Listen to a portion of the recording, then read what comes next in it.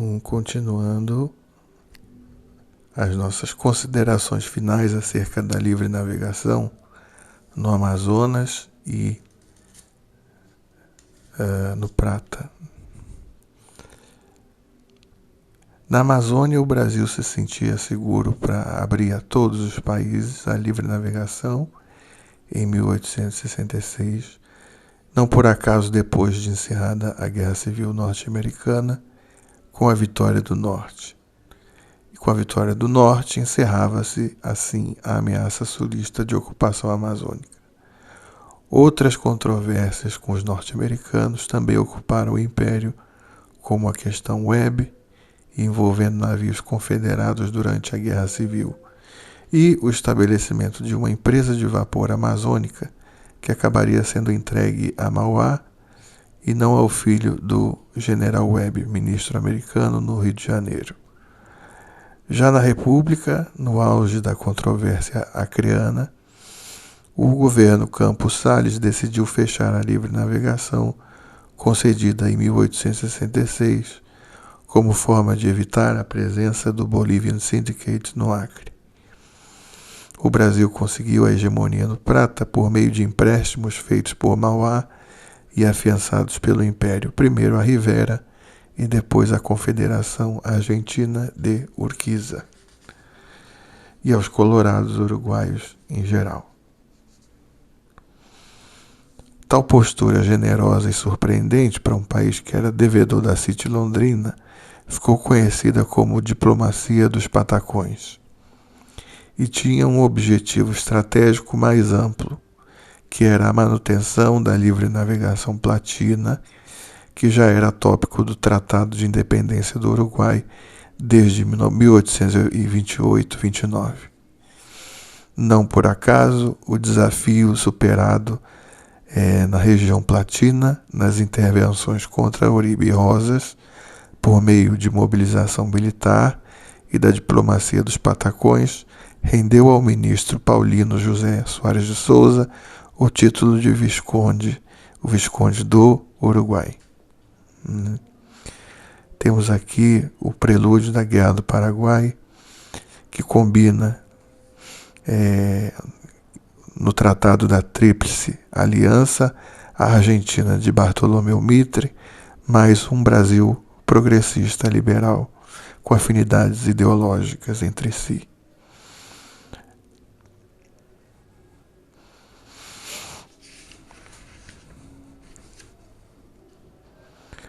O Tratado de 1865, negociado pelo Gabinete Liberal, gerou fortes críticas por parte do Partido Conservador.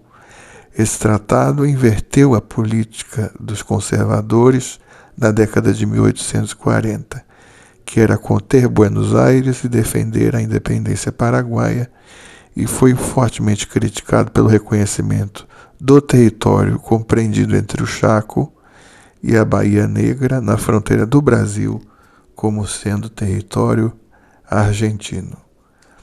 A presença dos conservadores estava restrita, naquele então, ao Conselho de Estado, até 1868. Um outro ponto importante foi que essas críticas contribuíram para a desestabilização dos gabinetes progressistas, para a desestabilização dos gabinetes progressistas, o que levou à queda do gabinete Zacarias em julho de 1868, devido aos conflitos com Caxias. Os conservadores voltaram ao poder posteriormente. No entanto, essa disputa, esse desgaste entre Zacarias e Caxias ficou conhecida na literatura como a Guerra de Alfinetes. A diplomacia imperial já se vinha preparando para as crescentes tensões platinas, e o exemplo disso é a Missão Saraiva, ao Prata, em 1864, a fim de encontrar o chanceler argentino Elizalde e tratar de assuntos uruguaios. O projeto de uma aliança mais ampla entre o Império e Buenos Aires será desgastado pela duração da guerra. Em relação às grandes potências, caberia mencionar como o Império lutou para conseguir a neutralidade dos ingleses, franceses e americanos, sendo menos bem-sucedido no caso deste último, isto é, dos americanos. Uma vez recusada a oferta de mediação, a postura norte-americana foi de neutralidade pró-paraguaia.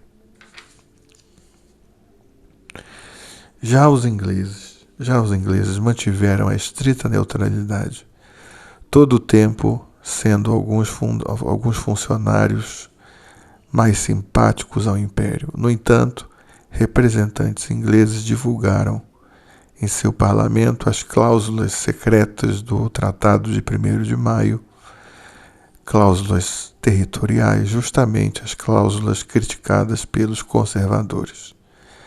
A diplomacia imperial adotou medidas entre aspas, apoio ao esforço militar aliado. O barão de Penedo foi à França para liberar os encouraçados. Os encouraçados brasileiros encomendados e retidos em estaleiros franceses. A neutralidade no conflito entre Chile, o Peru e a Espanha de 1865. São algumas das medidas que a diplomacia imperial adotou em apoio ao esforço militar aliado.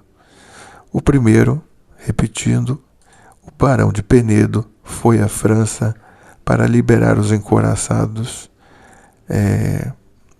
o encouraçado brasileiro encomendado e retido em estaleiros franceses. Uma segunda medida foi a neutralidade no conflito entre o Chile, o Peru e a Espanha de 1865, inclusive com a recusa em participar da mediação. Terceiro, a ruptura de relações com o Peru em 1867. Após críticas do ditador Mariano Prado, que logo seria derrubado do poder. Quarto, a abertura do Amazonas e afluentes aos navios mercantes de todas as nações, a fim de pacificar os Estados Unidos. Eu vou aceitar um pouquinho dessa água. Acabou. Tá.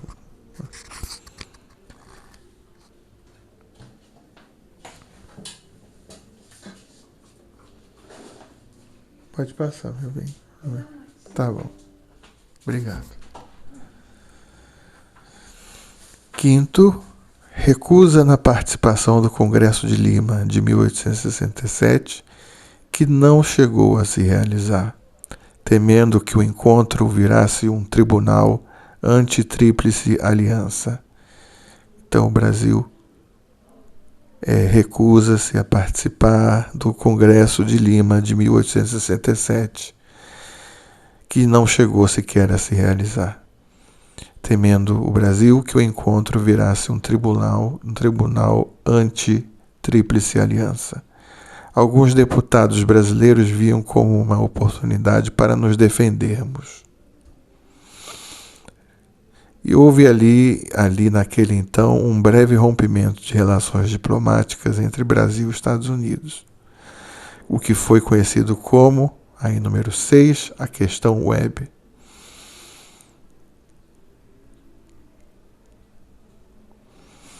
O fato de uma indenização indevida ao general Webb, representante de Washington no Rio, que se aproveitou da situação para fazer descabidas exigências sobre navios pretensamente americanos vendidos em Santa Catarina.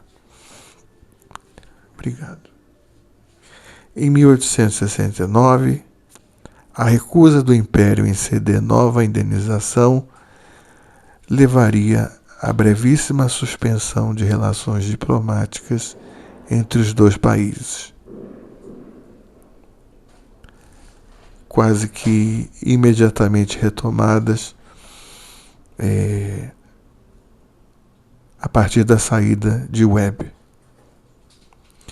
Sétimo ponto.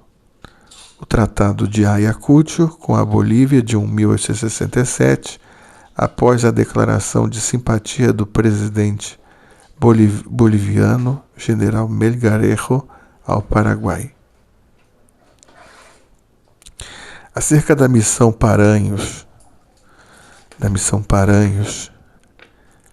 nós falamos anteriormente da missão Saraiva, agora falaremos da missão Paranhos. Acerca da missão Paranhos ao Paraguai no período 1869 a 1870, ela tinha como objetivo estabelecer um governo provisório em Assunção,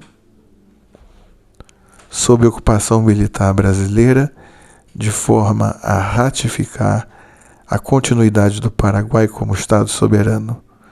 Foi com grande dificuldade que Paranhos convenceu Sarmiento a aceitar uma proposta